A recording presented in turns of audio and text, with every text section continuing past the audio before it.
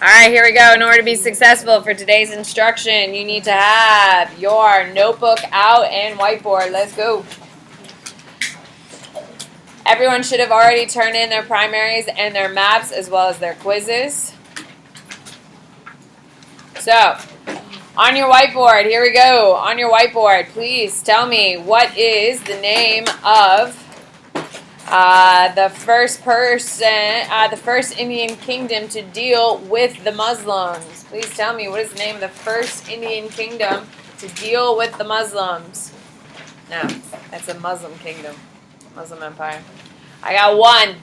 Still one. Yep, still one. 2, 3, 3. Nope. 4. Who is it, Evan? Rajput kingdoms. On your whiteboard, please tell me.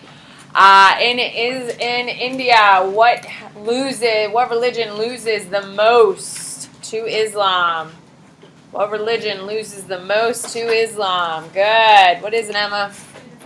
Buddhism. On your whiteboard, please tell me the introduction of what 2 ships is going to increase trade worldwide.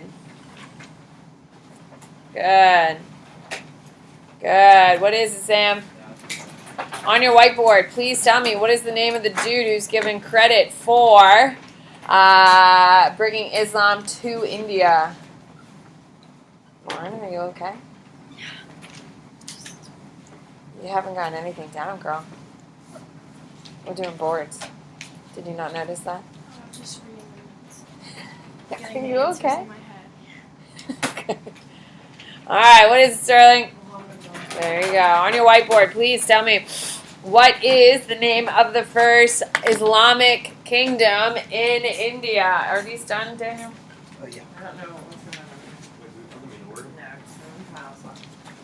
Good. What is it, Emily? Sultanate of Delhi. On your whiteboard, please tell me what is the only Hindu kingdom that will trade with the Sultanate of Delhi. And then they're like, oh, hell no. I'm not dealing with these people. They're a mess.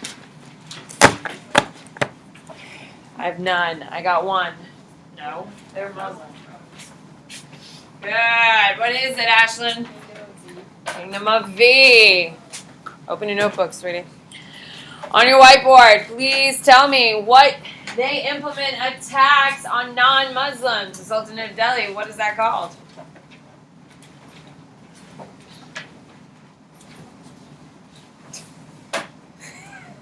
You're not even like at half capacity today. What is it? Joey? Jisa. On your whiteboard, please tell me the Sultanate of Delhi is going to protect the South Asia from what future invader we are teaching next week? Open your notebook, Slav. Daniel, open your notebook. Clearly you don't know the content enough to know it, so open your notebook and look. What is it? What do you got, Madison? Mongols. On your whiteboard, please tell me what Hindu kingdom is going to be the wealthiest because they're the most politically stable because they are in the southern part of India. Good. What is it, Sophia? The Chola. On your whiteboard, please tell me what is the direction of the monsoon winds from spring to summer? Good. What is it? We got a little bit of confusion here. What is it, Alexa? Southwest. Southwest. Directions. On your whiteboard, please tell me what is going to increase population in India during this time. The infrastructure of what will increase population in India?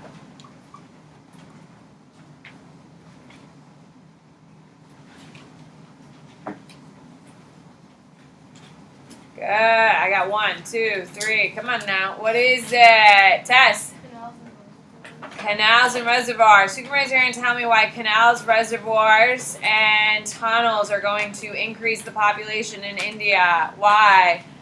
What you got, Shannon? Because they increase the flow of water to crops. Yes. Well, no. What else is a big problem in South Asia? What's the big problem, Sam? They have a lot of drought, so it allows more water, and people aren't dying because of dehydration.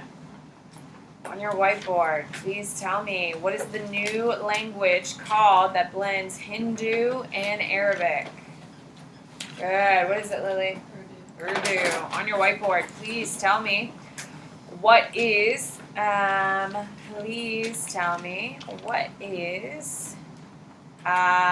it's an attempt to bring Hinduism and Islam closer together. It starts in South Asia. It's pro-women and pro-poor people. However, it will bring more Hindus in. I got 1, 2, 3, 4. What is it, Reagan? Perfect. On your whiteboard, please tell me, what 2 Southeast Asian societies are going to depend entirely on money collected from ships going by? What 2 Southeast Asian kingdoms depend entirely? You can't say India and Thailand. Both of those don't exist until the 19th century, girl. Good. What are they? Maggie? Do the best you can. There you go. Ladies and gentlemen, some of you are getting straight up stomped on. You have a test tomorrow, 25 questions. You do know it's going to be a hard one, right? 2-chapter week. You have Southeast Asia and South Asia, not one of your strengths. On your whiteboard, please tell me, who is going to overthrow Constantinople?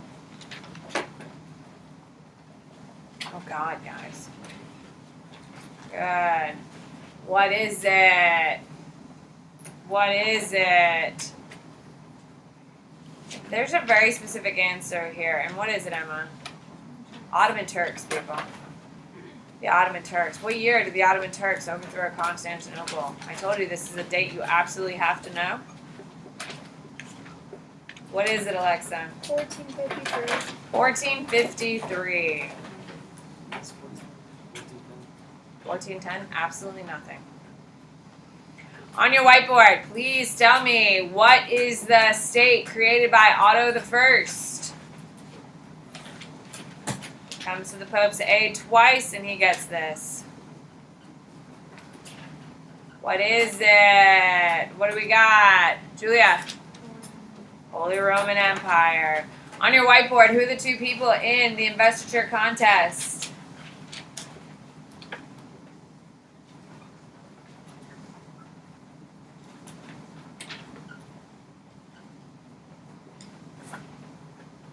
No. You're wrong. What is it? Ashlyn? Pope Gregory the 7th and Gregory the 4th. Yeah. Guys, if you don't have your Roman numerals right, you might as well not even try. There's 43 Pope Gregories. There's like 112 Pope Johns. In English history, they have 15 Henrys. In France, they have 24 Louis. So if you just throw down a King Louis, you don't score a damn thing. If you don't know your Roman numerals, you are wasting your time. Is everyone clear on that? Okay? You do not get points for throwing down a Pope Gregory. There's like 43, 2 or 43 of them. You don't get points for it. You either know their name or you don't know their name. That's it. The Roman numerals matter. You do not get partial points. It's AP World. They do not care. Here we go. Investiture contest is where we're going to pick up. The investiture contest is between Pope Gregory the 7th, and Henry the 4th. Okay? Investiture is what, Emily? What is investiture?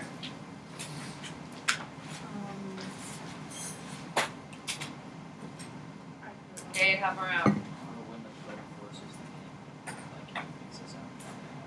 There you go. The Pope gets to put his own people in the cabinet. Why would a king hate this? Come on, this is a big deal. Why would a king hate it, Katie?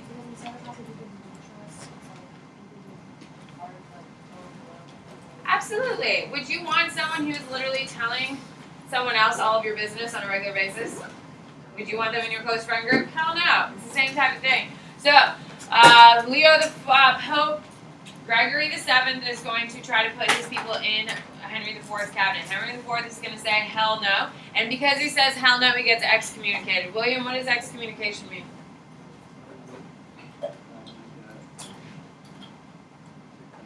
You get kicked out of the church, and because he's a king, who else gets kicked out of the church? All of his people. So is this a big deal or a little deal? It's a huge deal. Remember, they're super devout Christians, Catholics. So getting kicked out of the church is a huge deal. They really do truly believe he's going to rot in hell. And all of his people are going straight to hell. They really believe that they will spend the eternity burning in the pit fires of hell. So, is this where we left off essentially? Yes. Cool. So, Henry IV is going to walk from Germany to Italy. He walks. Why do you think he walks? He doesn't take a carriage, even though he's the king. Why, Kate? There's only one church in England, in Europe, boss. Okay, Evan? No. Guys, he goes to walk for penance. Anyone here Catholic? Okay. When penance is that when you do something wrong, you have to do something right to fix it. Okay? So he personally walks his way to show how sorry he is to the Pope. Okay? As a grand king, a powerful king, he walks his way. He's going to crawl up a mountain because the Pope is in his summer palace, because of course, Pope's in his summer palace, and he climbs up a mountain to go see the Pope. You don't have to write this down, just listen. Crawls up a mountain to see the Pope. The Pope is literally giggling with glee that he is one of the strongest kings in Germany, literally has walked here hundreds of miles, has climbed up a mountain on his hands and knees. He shows up all tattered and torn. And the Pope is literally sitting there with all of his bishops just giggling away, thinking this is just the greatest thing. Look what I made him do. This is hilarious. So Henry IV comes in, and he's like, I am so sorry. I will never challenge you again. I'm so sorry. Please forgive me and my people. Please let us back into the church. And the Pope just laughs. And laughs and laughs and laughs. And he's like, look at you. You're used to be a king, and now look at you. He's like, look at the power I have. And he's like, fine, you're welcome back in the church. And he's like, Henry IV is like, just like that. He's like, yeah, just like that. I have that power. And he's like, hell no. So he's like, you know what? Screw you, Pope. I'm done. And he walks out. He's like, this is bullshit. I'm leaving. Okay? And he gets excommunicated for the second time. When he walks out, he was like, screw this. This is such a bunch of political BS. I'm done with it. He goes back to Germany, and he says, this Pope is full of shit. Who gives a crap what this Pope thinks? We're going to keep doing us. And the people are like, yeah! Screw the Pope! Okay? Now, it's a big deal for two reasons. We're going to put a big star. This is the first time Catholic Pope is challenged. So, prior to this, anything the Pope wanted, the Pope got. This is the first time he's challenged. Is that a big deal? Yes. Does it make it easier to challenge the Pope second time? Third time? 300 times? Absolutely. Second big thing you need to know, okay? Because of this, the Pope loses power and kings rise in power. Now, immediately, short term, is any real challenge to Pope Gregory VII? Is there any real challenge, change to him? No. However, the future popes, are they going to be as strong? Kings are going to rise in power while popes diminish. Okay? So you're going to see this is the starting point of the decline of the Catholic Church. Today in 2019, does the Pope have a huge influence? No, not a huge influence. Does the Pope have some influence? Yes, absolutely. Do you think Donald Trump wakes up every morning and says, oh my God, what do you think the Pope thinks of me? No. However, do you think traditionally in the Middle Ages they used to think that? Yeah. Yes, absolutely. So this is a huge changing point for two major things. The Pope will never be as powerful, and kings are rising in power, and that's a huge deal. Eventually, kings will just say, screw you, Pope, and do their own damn thing. Okay. Also, you need to know this lays the foundation for Germany to rebel completely against the Catholic Church. Who is going to lead that charge? Who's going to lead it, Reagan? It's a who? Guys, come on. We have an American hero named after him. He's a junior. Martin Luther. There you go. Martin Luther is a German. And because of all of this, is going to lay the foundation for all the German people to be like, you know what? You're right. Screw the Pope. There you go. Okay. Skip a space. Center it. If it's in bold italicized, is it important? Yes. Yes. If it's bold italicized, it's new content. Here we go. So, Western Europe, High Middle Ages, which is where we're studying right now. Feudalism is at full strength, and the need for protection facilitated this system. Who can raise their hand and tell me who they need protection from? Every hand should be up. We've talked about this 10,000 times. It's probably the only thing you people actually really care about and remember. Lily. The Vikings! They need protection from the Vikings because they're coming down and killing millions of people. Okay, so feudalism is orchestrated off of protection. What two things is feudalism based on? Two things. Tess. Rights and obligation. As a serf, you have the right to protection, but the obligation to what? Work for farm. Okay? If you're a knight, you have a right to your own piece of land, but you have the obligation of what, Sterling? Fight and protect. There you go. So manorialism is the economic system of feudalism. Manorialism is the economic system of feudalism. The manor house is the center of everything. So every serf is required to turn in a certain amount of food from their harvest. If you had extra food, extra surplus, you would bring it to the manor house and sell it to the manor house. Okay? If you had your own private goat and your goat had milk, you could sell the milk to the manor house. Okay? It is the center of their economy. Okay? And every township had its own manor. So, are these unified or completely decentralized? They're completely decentralized. All of these economies are self-sustaining, which is a good thing and a bad thing. They're self-sustaining, which means people are active in them. However, does that make Europe stronger or weaker? Weaker. You also need to know they're going to create something called the three-field system. These crops are rotated to not overuse a field. One field would lay fallow or empty. So they found out that if you keep growing crops, like the first year you grow corn, the year of corn's this big. The second year you grow it's this big. Third year you grow it's this big. And then your fourth year it's this big.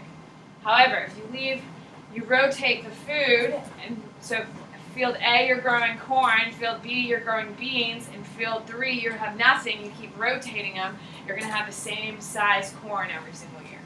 Okay? It's the basic foundations. Alright, we good? No one responded no, so I'm moving. Okay, skip a space, center it. Capetian France. Capetian France. The Capets are going to be your ruling family, by the way. The Capets are going to be your ruling family. That's the only thing you need to know about it. Okay, the Capets are going to be the ruling family until the last king of France. Does anyone know who the last king of France is? I guess his head chopped off, people. What do you got? 17. Louis the 17th. So close. Very nice. Louis the 16th is second. Alright. Philip II of France is going to create the Estates General. It's a representational body of the clergy, the nobility, and the commoners. Ladies and gentlemen, you need to know this because it's going to come back. Just like, when does the last king of France die? During what time period? You can raise your hand and tell me, when does the last king of France die? Oh God, do we not know anything?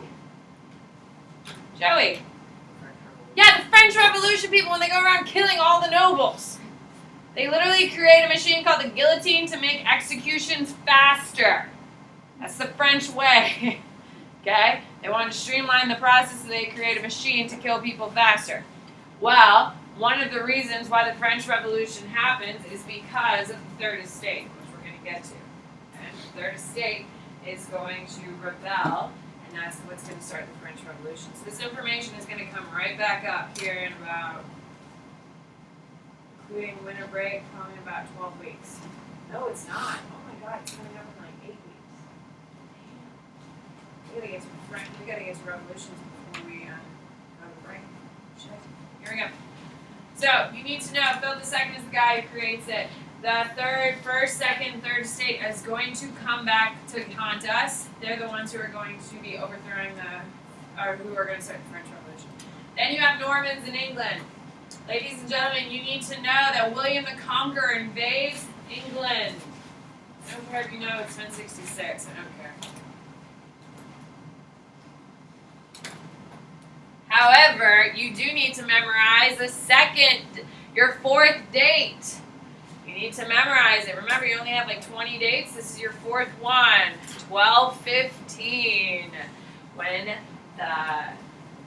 the British signed the Magna Carta. It's a big deal. So, in 1066, William the Conqueror is going to invade. He's a Norman, so he's from where? Normandy. And he is going to conquer England. The Queen of England has a direct descendant of William the Conqueror. Okay, that's why she is the Queen of England, because of this bloodline. In 1215, the people of England forced King John to sign the Magna Carta. If you're thinking King John sounds familiar, it's because it is. What classic story has an evil King John? Oh God, guys. Your childhoods were awful. You people did nothing. It is Robin Hood. Robin Hood is around the time of the Magna Carta. That whole idea. There's a really good movie called Robin Hood with Russell Crowe, and it talks about the signing of the Magna Carta. It's on TV all the time. I would totally watch it. It's actually a really good movie. 1215, the people of England forced King John to sign the Magna Carta, which requires the king to honor the right of jury by trial. Eventually, we'll create the English Parliament in 1265. I just need you to know the English Parliament will eventually be created. I don't care if you memorize that date, but I do need you to memorize 1215 for sure. Okay, so the Magna Carta. Ladies and gentlemen, the Magna Carta is a big deal because we, as British colonists, were not getting representation for taxation. So what did we do? Yeah, we rebelled. So we literally quoted the Magna Carta as justification for us to rebel. And who won? Us, which is going to start the Age of Revolutions, which is going to hurt England and France and Germany and all these other countries with colonies.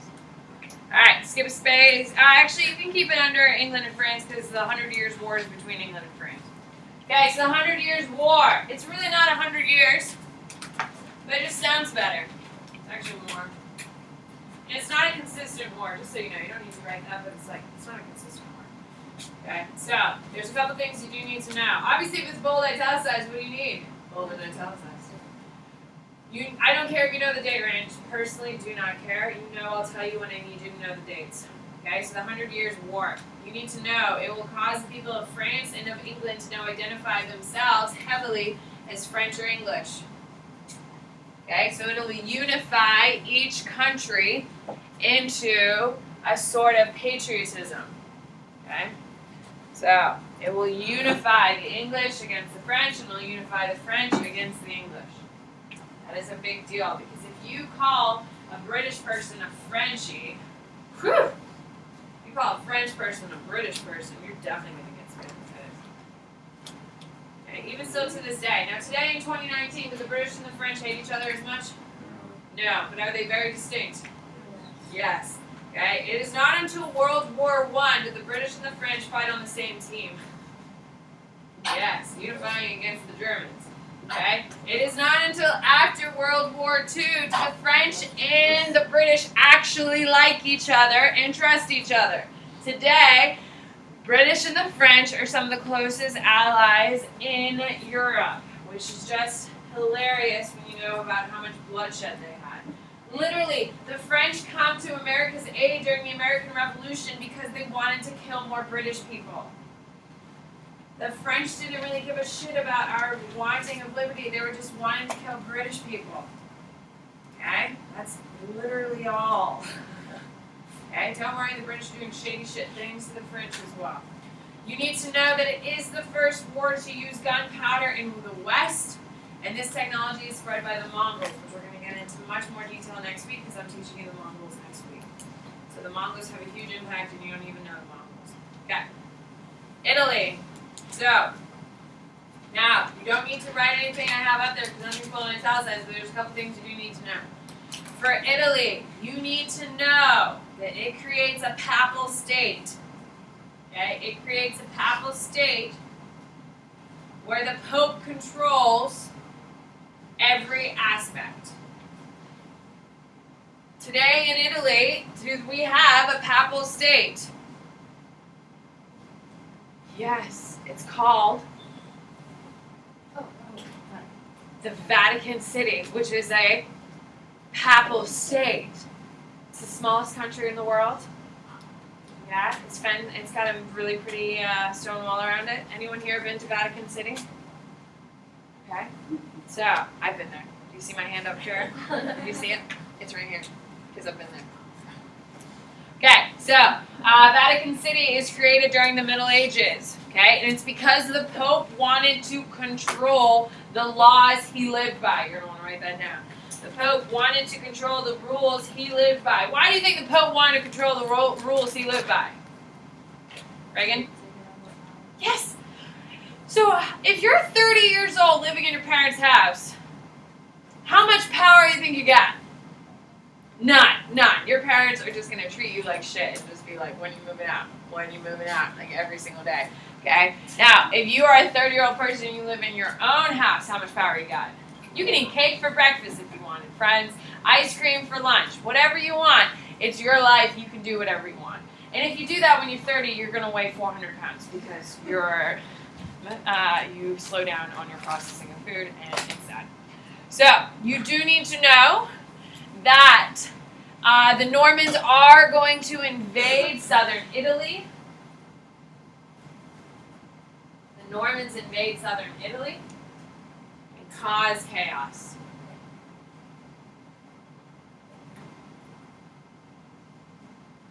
Okay? You also need to know that the Italians benefit from the Crusades. The Italians benefit from the Crusades. They're the European power that makes all the money. Why? Why do the Italians make all the money off the Crusades? Makes logical, geographical sense here, people. Did it on the map. Why did the Italians make all the money? Why, Shannon? Because all of the other Christians that were going to the Crusades came. There you go. All of the Christians go to Italy to jump on a boat. So who do you think is leading the boats? The Italians. So who's the one getting the check for every crusader going? Italians. Now, ladies and gentlemen, the Italians are going to fill their boats with crusaders. So are they making money carrying people from Italy to the Middle East? Yes. Okay? So you may want to write this down here, people. So the Italians are making money off of crusaders going to the Middle East for their crusades. Okay? When they drop off all their crusaders, they now have an empty boat. Do you think they just turn around immediately and go back? Or that would be stupid, don't you think? So what do you think they do? What do you think they do, Emma? No, not many people are going back. Katie? Yeah, they pick up a bunch of goods. They pick up a bunch of stuff from the Middle East. Okay, all of these Asian goods. They pick up spices, they pick up silks, they pick up all these fancy items, pottery and all that stuff, and then they sell it back to Italy. What do you think they're going to do when they get back to Italy? Sell it. Do you think they sell it at the same price they bought it, or do you think they jack up that price? They jack up that price. So, the Italians are making money going to the Middle East by carrying crusaders. They drop them off, get their checks, spend all their checks on buying fine goods in the Middle East from Asia, then turn around and go back to Italy, jack up the prices, and resell them to the people of Europe. Then when they get back to Italy, who's waiting for them? More crusaders. So they make tons of money off selling these goods, and then they fill their boat again, and then they fill their boat, and they sail to the Middle East, drop them off, and what do they fill their boat with then? This is why Italy has so much stuff. This is why Italy has they have paintings on paintings on paintings. It's because they had so much stinking money. That's why. Because they made so much money off of the Europeans from moving their crusaders, and all these Europeans are buying these expensive goods that the Italians jacked up the prices for. Okay? So, that's the reason why the Renaissance is going to happen in Italy. You need to know that. Iberian Peninsula, aka Spain. Iberian Peninsula, aka Spain. You need to know that the Muslims are still here in the late Middle Ages.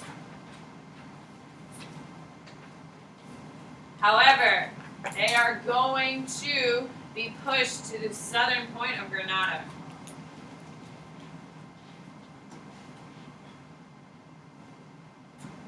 Okay?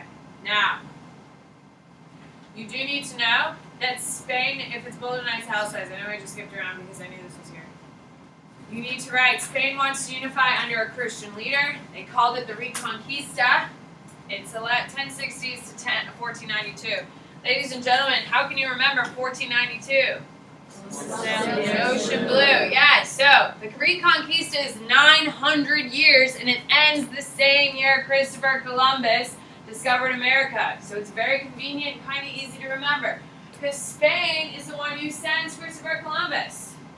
And it's the same year they reconquer all of Spain. So it's a nice way to remember it. So 1492, they will force all of the Muslims from the peninsula. It takes 900 years. It starts before then, but the 1060s is when they actually start trying to. The Muslims are in Spain for 900 years.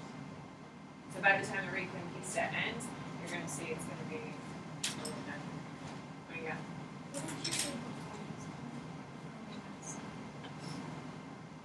What? The Muslims are just Granada? Okay, so skip a space, center it. Medieval, just write medieval life. I have a couple little things to tell you. Okay, you do need to know urbanization is going to start happening in Western Europe. Who can tell me why does urbanization begin happening? We've already kind of talked about it. Why does urbanization happen, Maggie? There's population growth because we have better food, we have the plow now, we have the free field system, okay, we have all these things going, so we have urbanization. Who can tell me what urbanization is? This is like the third time I've talked about it. Reagan? Yeah, for sure. Okay, so you do need to know that specialization of labor, we start having textile production. Okay, most people are making textiles. And who can raise their hand and tell me what's a textile? This is going to come over and over and over and over again. What do you got, Shannon? Cloth. Cloth. They're making cloth. Why do you think textile production is going to be cloth? What is super annoying to make? Cloth. Cloth is super annoying because every single thing all of your shirts are made out of the same super thin string. You know what strings feel like when they come out of your shirt? Your whole shirt is made out of strings. So do you think that takes a lot of time or very little amount of time? A lot of time, especially if you're doing it by hand. Okay? You need to know the Hanseatic League. This is a test question I know for a fact tomorrow. It is going to facilitate trade in Western Europe. Bless you. It's in the Baltic and North Seas, and it's Poland, Northern Germany, and Scandinavia. This is the first trading bloc in Western Europe. It is the first trading bloc in Western Europe. Yep. How much trade has been going on before this? Practically none. So this is like the first big step towards trade. Because when you have trade, you have money. When you have money, you have wealth. When you have wealth, you can start having a thriving society. Okay? Alright. So, you shouldn't have to write this down. Chivalry is the code of conduct that all of feudalism is based on. We talked about it last time we talked about it. It's all about the protection of women and all that crap. You do need to know universities, though. It is on your test, and it's part of your new content. Hence why it's bold italicized. You need to know that the higher standards of education are promoted by the church because they're the only ones who are educated or even educating people in Western Europe. So if you wanted to know how to read, you had to be affiliated with the church. Very few people know how to read, and if you learned how to read, you had to go through a church. Now, it is important to know who are going to be your most highly educated. The wealthy landowners in Europe, or is it going to be your merchants? Merchants. Good, write that down. The most educated people in Europe are going to be merchants. Why don't the wealthy people need to get an education? Hold on, Lily? No. If your father is the noble, you have to be able to do things, but how do you learn how to be a noble? Jared? No, because if your dad's a noble, how do you learn to be a noble, Sterling? By watching your dad. Yeah, by watching your dad. Whatever your dad does, you're going to do, and that's how you replicate the whole system. Okay? If you're opening a business, do you need to know how to read? Do you need to know how to do basic math? Yeah, and that's why merchants are going to be the most educated. Okay? The wealthy, the nobles' kids, and all that stuff don't need an education because they're just learning by firsthand witnessing their parents doing it, and then their kids are going to watch them, and that's how the system works. Okay, religious movements. You do need to know there's going to be a rebellion against perceived materialism of Roman Catholicism. Okay? Some clergy members are going to take vows of poverty. Now, ladies and gentlemen, if you're a Catholic, Maggie, you said you're a Catholic, right? Okay. Anyone else Catholic? All right, Lauren. All right, Alexa. Now, will you agree, ladies, that the Catholic churches are the most beautiful churches in town? Would you agree? Anyone here ever been into a Catholic church? I think Brian's going to take you into a couple churches. Aren't they the prettiest? They're the biggest. They got the best stained glass windows. Okay, we got gold on gold on gold.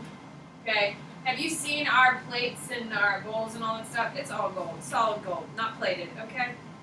We're not tacky. We got money to burn. Catholic Church is the 4th largest corporation in the world. Oh my God, did I just call it a corporation? Yes, it is. Makes money like crazy. Okay, so in the Middle Ages, people are even going to rebel against the Catholic Church. So the Catholic Church that we grew up in, ladies, has been one that's been modified so it's less opulent. Can you imagine what it used to look like? Shit. Okay. What do you got, Reagan? Scientology? No, Scientology doesn't make that much money. Because keep in mind, no Catholic Church pays taxes in any country it's in. So anytime you give it money, that's 100% profit. Catholic churches own a lot of land. What do you got? Is it only Catholic churches that pay taxes? No, any church. That's why you have a bunch of new mega churches popping up all over the place. I mean, like other religions. No religion gets taxed in the United States. Okay. No religion. So if you started a religion today about worshiping spaghetti meatballs, sure. Congratulations, it's tax free. There you go. As long as you can prove it's a religion of sorts, you have to have a holy book. You have to have some sort of prayers and belief systems you can create. Ladies and gentlemen, so with this information that I'm telling you, what has become super popular in the last 30 years? Not Catholic churches. Catholic churches are a little more regulated. Christian-based churches are popping up all over the place. Right? Like, how many times have you gone into like a building and there's like a random Catholic church in a building? There's a Subway that's been converted into a Christian church. There's 2 abandoned buildings next to each other on Howard that's been converted to a Christian church. 2 separate Christian churches next to each other. Okay? So big business right now is Christianity. Because you don't have to pay taxes. Alright. We already covered this. Perfect. Done. Crusades is your next heading. Okay, you need to know his name. His name is Pope Urban II.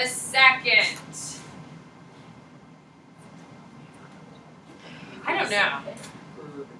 There's probably a bunch. I can always go get paid if it's something that drives you. I just know like the big ones. Because it's ridiculous. Because when you get to be, so your name, your real name's not Kate. Benjamin. So Benjamin, if you decided to become a pope, okay, well you don't get to decide, you get appointed, but you decide to be a pope. When you become pope, you get to choose your name. You can pick whatever you want. So that's why typically people fall in the same time. Just like a king, so for theoretically, Prince Charles is going to be king of England. Theoretically, I mean, his mother may never die. Who knows? With that being said, Prince Charles gets to pick his name when he becomes king. He can choose whatever he wants. He can call himself Prince, King Hippo if he wanted to. It's really his discretion. They typically go a little bit more, traditional. He may stick with Charles, but he doesn't have to stick with Charles. And same thing with popes. They can stick their names when they come into power. You need to know that Pope Urban II is going to be the one who calls for the liberation of Jerusalem, and that happens in 1095. You need to know the First Crusade is the only successful crusade for Christians. Okay? You need to know that the Christians captured Jerusalem, mostly because the Muslims were kind of caught off guard. They actually didn't think we'd arrive, mostly because Western Europe is kind of playing the stars. You need to know Salah ad-Din. is going to recapture Jerusalem after the First Crusade. He is one of the greatest military minds in the history of the world. He's actually a really great person as well. Instead of killing all the Christians left in Jerusalem, he allows them to leave peacefully. Is that how the Christians went into the city when we captured it? Nah, we killed and hung all the Muslims outside the gate, and we, not only did we hang them from the walls, we then gutted them on the walls. So, Saladin is going to allow all the Christians to leave, and anyone who wants to come and pray in Jerusalem is welcome. Do you think the Christians allowed Muslims into the city?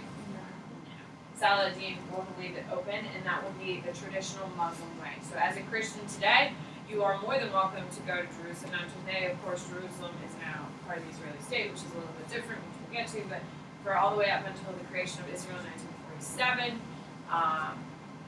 Christians were welcome in the Middle East. Okay, so the Crusades are going to increase the cultural exchange between Europe and the Middle East. It is going to increase the demand for European goods. That is a very big deal. Europeans are going to become dependent on Asian goods. This will increase worldwide trade. All of these Western Europeans are showing up in the Middle East, and they're like, holy shit, this is what good food tastes like? Oh my god, this is what seasoning tastes like? Oh my god, this is what happiness tastes like? And then they go back to their hellholes in Western Europe and like, this sucks. I want food with flavor. I want cinnamon. Can you imagine living life without cinnamon? That's what Western Europeans are living with. No cinnamon. No black pepper. Could you imagine life with no pepper? So sad. That's what they're living in, and they just don't want it anymore. Okay, you need to know that the Fourth Crusade is going to destroy Constantinople. Okay.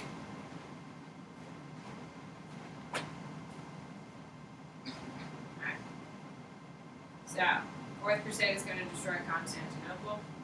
Now, you do need to know there's a guy named Marco Polo, who's from Venice, who visits the Mongols, write down what he sees, and creates more interest in the East. Now, ladies and gentlemen, you're going to run out of time. Can I just point out a couple of things for the video so you can go back and look at it? If you mind. So you need this because it's bold italicized. You also need the Renaissance information that I'm putting up right here. And that's pretty much it in this. So those are all the things you need for your test tomorrow. So I'm going to go back to this, but I just showed them so you can pause my video later. Does that make sense? So Marco Polo, you do need to know. We're going to talk about him in much more extent next week. Okay? Now the middle class is going to grow because of trade, and vocations are growing, and military service. The middle class is growing. Is that a good thing or bad thing for society? It's a good thing. Anytime the middle class is growing, everyone benefits. Because if the middle class is strong, which is why, like Trump, when he ran in 2016 and kept running about bringing back the middle class, because the middle class, if the middle class is strong, the country is strong. That allows poor people to rise, and that allows middle-of-the-road earners to rise up higher into the upper middle class. A little ice age is also happening. It's a lower temperature, reduced agricultural productivity. So, there is a little bit more, ladies and gentlemen. I'm just reminding you. See ya.